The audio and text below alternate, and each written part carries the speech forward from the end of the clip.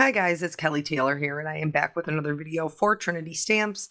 Today we're going to be making this super colorful birthday card, and we are going to be focusing on using some smaller stamp sets, some 3x4 stamp sets. So this is the Party Snake, the Tardy Turtle, and then the Fantastic little walrus there. I have the Simply Sentimental Birthdays, the layered confetti stencils, and then I showed you the balloons, but I actually didn't end up using those. So if you have ever watched my videos before on my own channel, then you know that I am a big fan of using these smaller stamp sets. I think that they're often overlooked, but they have the opportunity to be their own focal point on a card, or in my case, create a whole scene.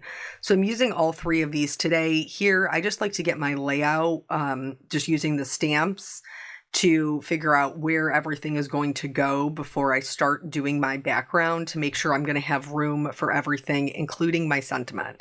I'm a huge fan of scene cards, and for years I did a lot of I still do a lot of one layer scene cards.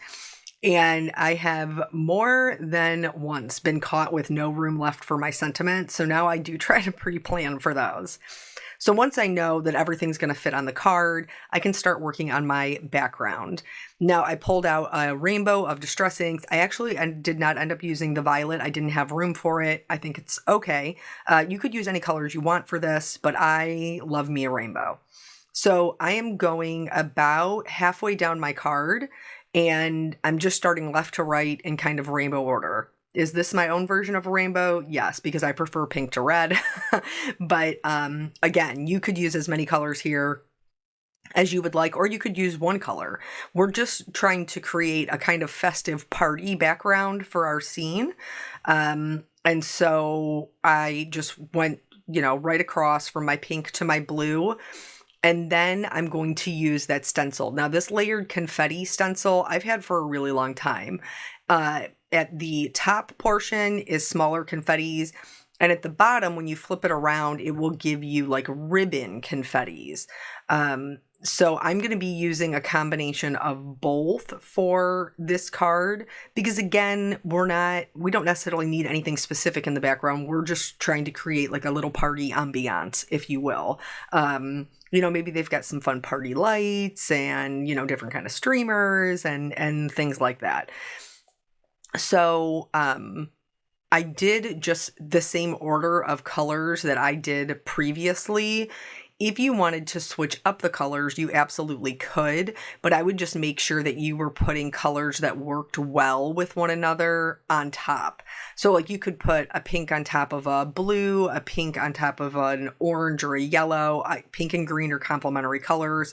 So that's going to give you kind of a brown. I don't think brown is too, doesn't really give that party vibe. At least not most of the parties that I'm throwing.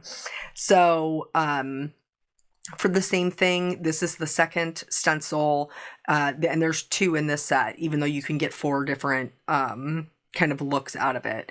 They're just going back doing the same thing that I did previously, and this is just going to create more confetti. Now, for the ribbons, you kind of turn it upside down. I did do them both ways. I did them with the stamp or with the stencil kind of down a little bit lower, and then now this one's up at the top. But your one stencil will create the pieces that are in the foreground. That's what you're looking here. And then the next stencil will create the back of the curl, or the pieces that are kind of in the background. And these just line up. Now, I lined mine up in the corner just to make it super easy, so I really didn't have to think about, my placement. But, you could do as many of these as you would like just by shifting your stencil around and get a really full background. But since I want my little critters, my cute little guys, to be my focal point, again, we're just creating a vibe here in the background with our rainbow colors. And for some of these, I didn't even re-ink them. I just used what was left in my blending buddy because they pick up ink so well. So now that we have that done, I did want to put in a little bit of ground. We don't want our characters to be floating in a scene card. So I just went with a neutral gray. I went with Hickory Smoke. It is on the cooler side, but you could use any gray, brown, black, whatever you would like on the bottom there. As long as it's a neutral, it's not going to compete with that rainbow. I've laid out all of my stamps here. Now, these are great because when I first started stamping, like when I first became a card maker, and that's really when I started investing in my stamps, I was a budget crafter. And these are a great price point, like this $8-9 gives you a couple different sentiments in a focal image. For some of them, like the turtle, it's got like a little grass, a little rock thing in there. For the walrus, he comes with like a little coffee cup, which is super cute. You got sprinkles for the donuts. But the only difference here is, now you can buy the dies separately, and I will be using the dies for all of these today, but the party snake is actually a bundle. So you get the stamp and the die. I think it's for like 12 or 13 bucks, something like that. And these are, like, if you are on a budget and you don't have a lot of money to spend, you're real, have to be real strict with your budget. These are a great way to kind of pick up something new for you to play with without breaking the bank. And it gives you a couple of different options versus, spending a large amount of money on a larger stamp set that maybe is a lot of repeat images. So that's just, you obviously know what works for your hobby. This is just something that I like to point out that I would frequently do, because I was very much on a budget when I first started this. Now, I mean, it's my livelihood, so it's my budget's a little bit different for it, but it's still helpful to kind of remember, where I came from and how to use these types of images. And plus, I love a scene. Who doesn't love a scene? And I always need birthday cards. So for coloring our little walrus here, I chose to go with warm grays because my background is cool. The floor that we put in is a cool gray, so I wanted him to stand out. And then, the same thing that I always tell you with coloring is, any point where two places meet or where one object sits behind another, that's where your shadows are going to be. So like his snout, his little cute little chubby cheekers there, I didn't even think about putting a little blush on them. I should have. That would have been adorable. Put blush on your cheeks. That will be cute.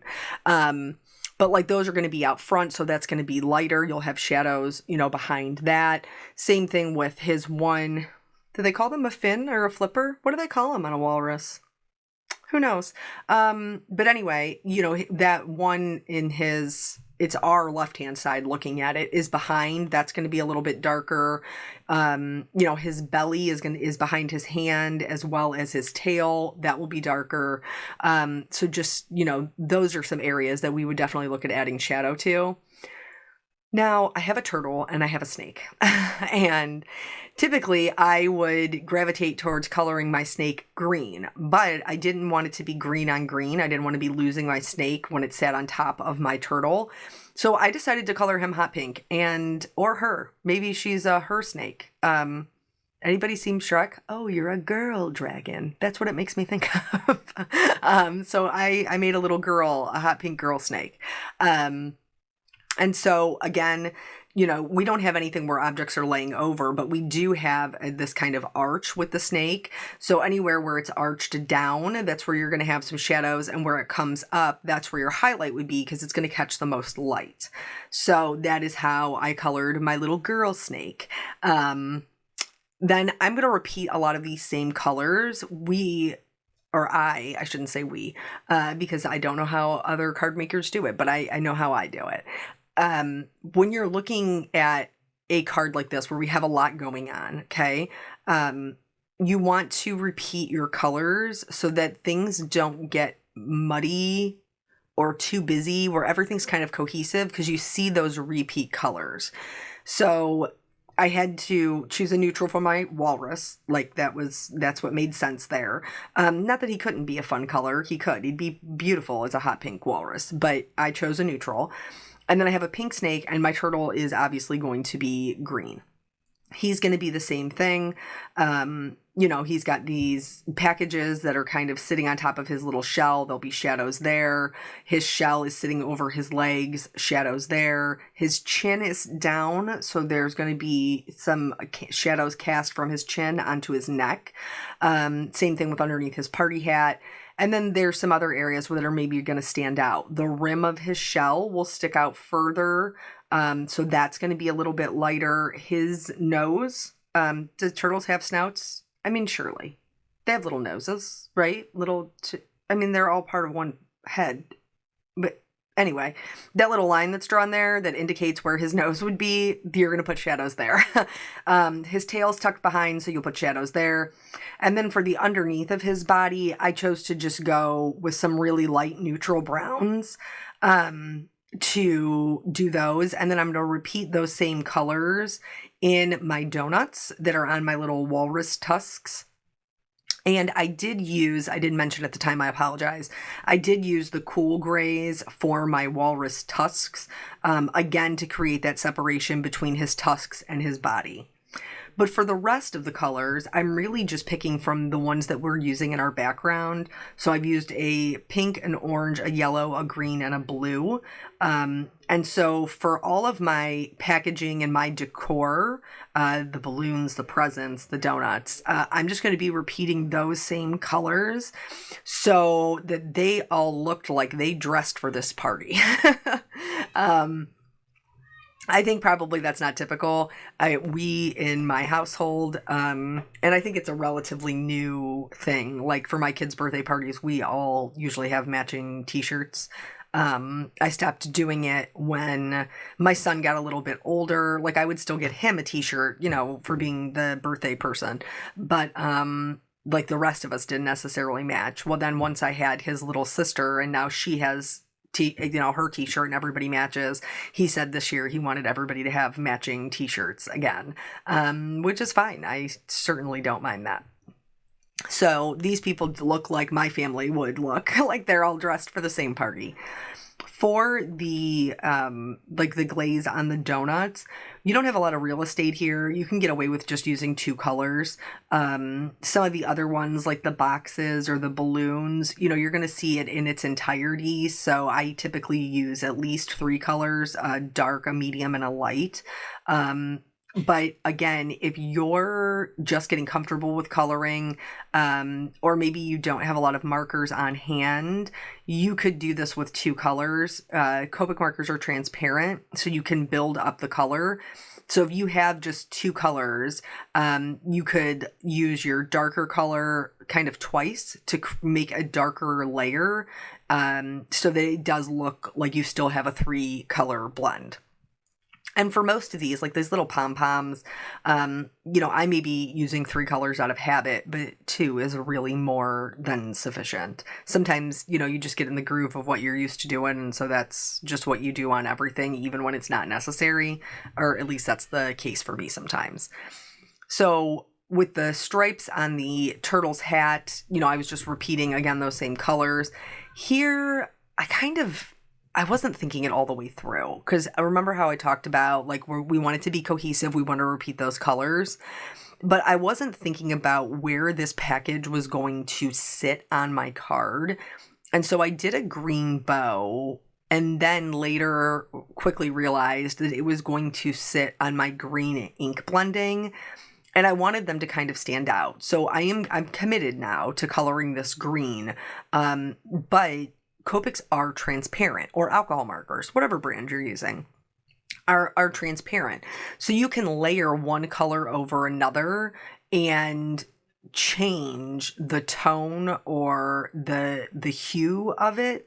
And so I've left it as is for now, but I am going to revisit it because it's going to look very strange if I just lay this green bow on this green background and then everything is green right in that same area.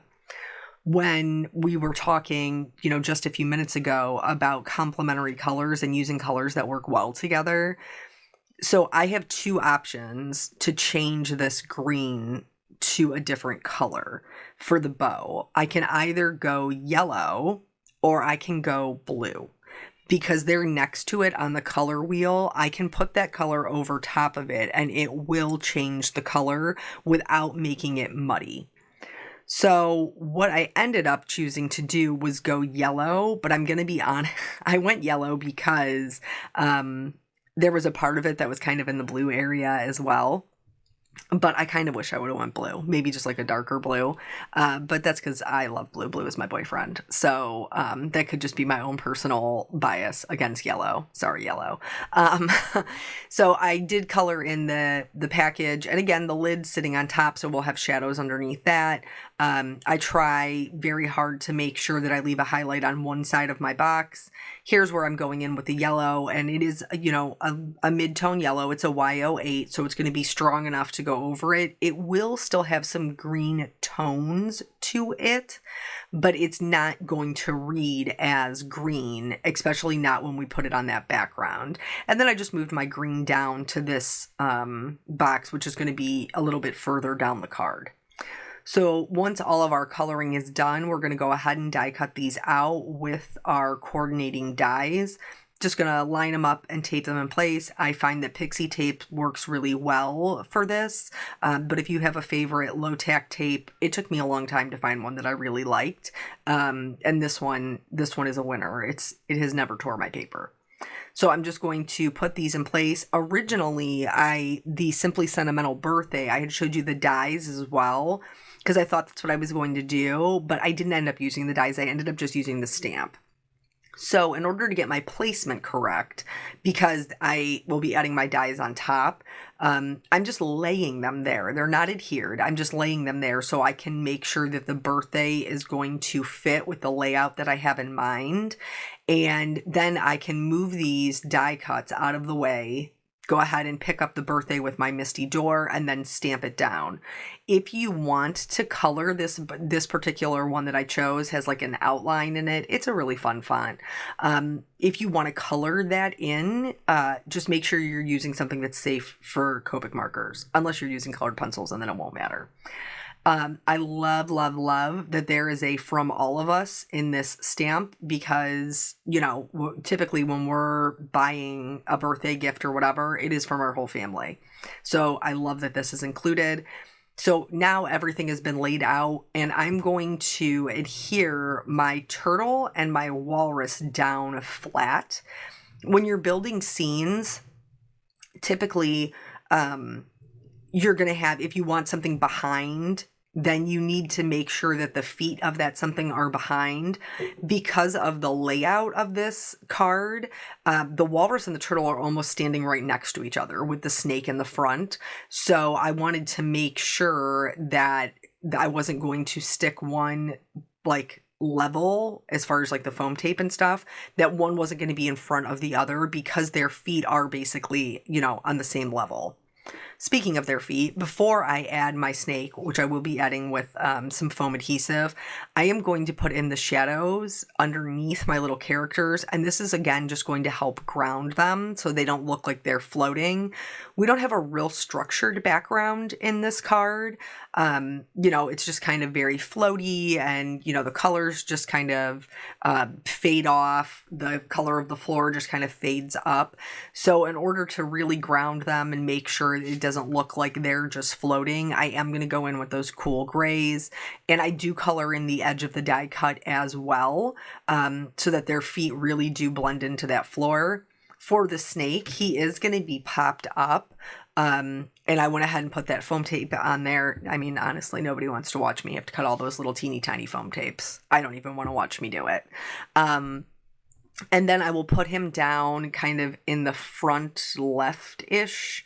But for grounding him, I'm going to do the same thing, even though he's popped up. I will still go in with those grays, more specifically the areas that he is touching the ground, like his little belly is touching the ground. Those will be the darkest areas, but I will still blend it out with the medium and light gray, just because I have that color in the background, and I don't want those white outlines to show.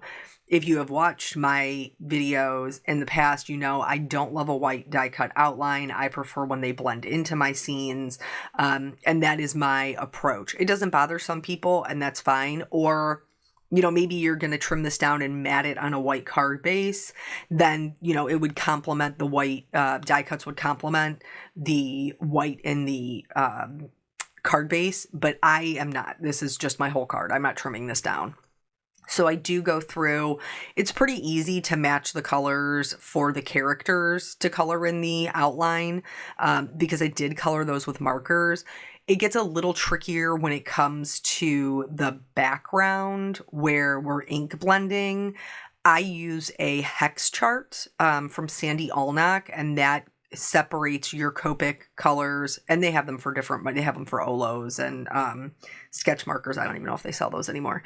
But she does have a couple of different ones that you can get. I do have them all. I have the Copic one, and then that way I can just kind of run this along my background to see what is going to blend the best. And then here, as you can see, I'm going to go in with the markers and just blend those into the background to the best of my ability. Once that is done, then I like to add some little detail things that just make the card my own.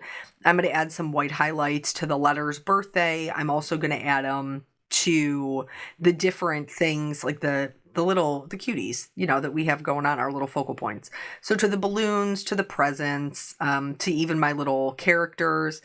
I should have done my clear glitter pen before I did my white highlights. I didn't. I got a little carried away, so I was just careful not to slide over the white gel pen, because those glitter pens can smear it.